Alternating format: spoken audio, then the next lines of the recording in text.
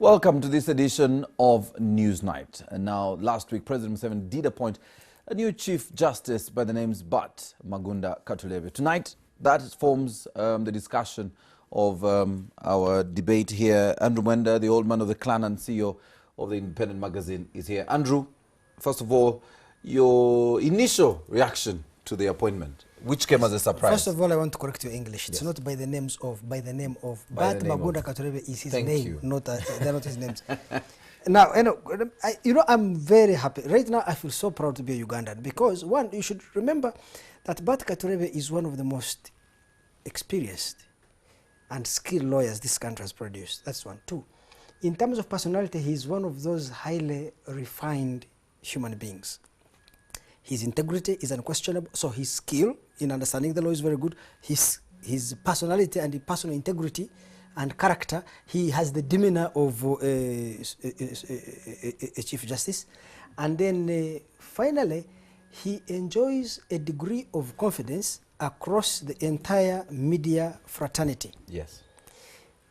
The lawyers believe him, and I think even the political opposition hold him in high esteem and respect. Therefore, he was, I think, the best possible candidate for this job. And, President Museveni lately has been doing many interesting things, clearing from his cabinet reshuffle and now the appointment.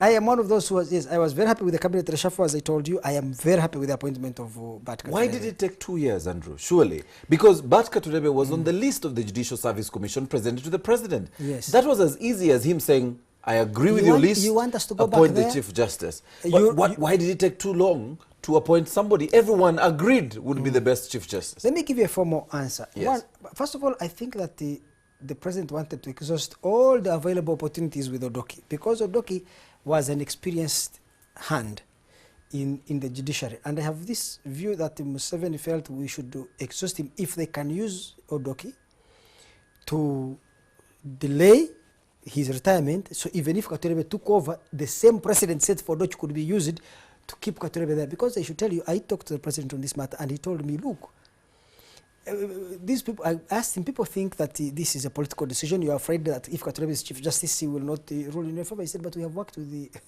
Katureebe before. Katureebe for a very long time. Yes. A lot of those Supreme Court judges, He was an Attorney General. I have appointed them, clearly Yes. knowing many of them have opposition leanings. But Katureebe, if you ask me, is safe politically. Why would I not want to appoint him? And I explained to you the reasons that the President gave me.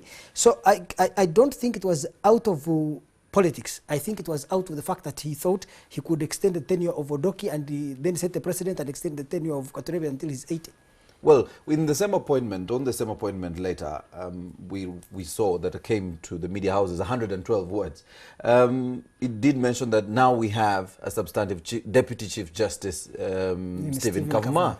That has not gone well with the members of the law fraternity. I think who are bitter with the appointment. I have not done an opinion poll, but even many people in the public, I don't know why Stephen Kavuma has a not so good reputation compared to Bart Katureebe, because I saw, we have not done an opinion poll, but I have not yet talked to anybody who thinks this was a good choice. In which case, it means that Stephen Kavuma has a lot of public relations to do to polish up his image. Many people don't trust his legal skills. Others don't trust his integrity. So there are many issues around him, and he needs a well-oiled PR machine. There is another concern, Andrew, however, and this is from a source, another ear on the wall, that says the Judicial Service Commission list sent to the President did not include Stephen Kavuma's name.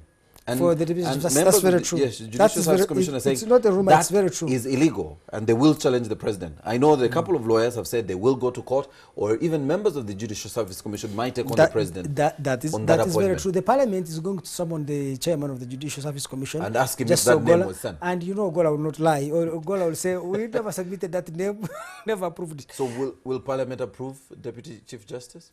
I don't think so. I don't think so. Because before the parliamentary approval, they have to call the chairman of the Judicial Service Commission. And Ogola is not the kind of man who will come and cover up for the President. What's on the plate for the newly appointed Chief Justice? I see he really wants to, first of all, get some funding for the judiciary and fight corruption. But these are really let me traditional and institutional problems. Beyond the fact that he is the head of the Supreme Court, yes, he's also the head of the judiciary. So a lot of the reforms that they need to clean up the judiciary, the corruption in Uganda has penetrated the courts. First of all, I have enormous respect for our courts, but the fact that these days you can pay to get a judgment is increasingly undermining the prestige of the Ugandan judiciary in the eyes of very many Ugandans. That is one. The second thing is the backlog of cases. This country is littered with 1 million cases on the law books. Just delayed is just denied. One of the challenges Katureebe will have is how do you ensure that lawyers are able to dispose of many cases that are pending? How many constitutional petitions are pending in the Constitutional Court and in the Supreme Court, and so many other appeal cases that are pending? So that is another challenge he's going to face.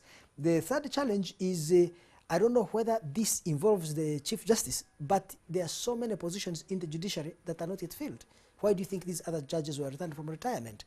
So the other challenge he's going to face is how do you increase the wages of judges in order to attract lawyers in private practice to find it worth their while. I explained to you last time. Yes. You have very many senior lawyers who are in private practice who have their children studying in universities Europe, abroad, yeah, and they pay 40, 50, 60, $70,000 a year. If you ask him to go and earn a salary of 5 million shillings, he will not be able to. Well, we've just recently increased the salary of judges.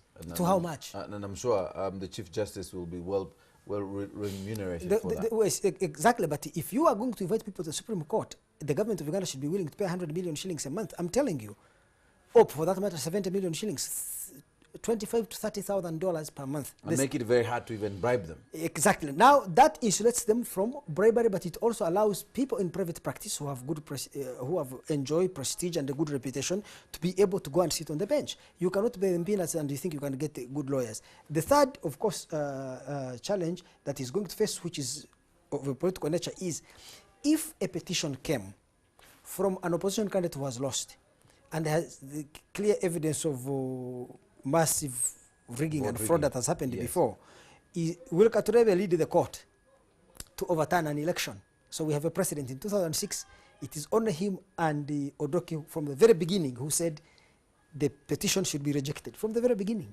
So those people who are saying, oh, Katureebe's position was, and I share that position, by the way, that the worst thing you can do, especially in a poor country, a young country with fragile institutions like this one, is to overturn an election. Let me conclude for you. If you overturn an election, the question is, if they hold another election, will there be rigging? If there is rigging and the guy Besche comes back or Andrew Mwenda comes back, will you overturn that election again, and the third one and the fourth one? Because you must have a guarantee that the repeated election will be devoid of rigging. If there is rigging, there must, as a judge, you must have an end game. Yes. That assuming each election is rigging and people keep coming, you can take 10 years without the first election being resolved. Do you know what I mean? Right. So I think, therefore, that those who have been holding this view that the Supreme Court in any country, in the US in 2000 they could not, can overturn an election, please, you can go and sleep and forget. Ghana, Nigeria, even Kenya recently have shown that you cannot overturn a presidential election. Andrew, we must end it here. Well, that was Newsnight.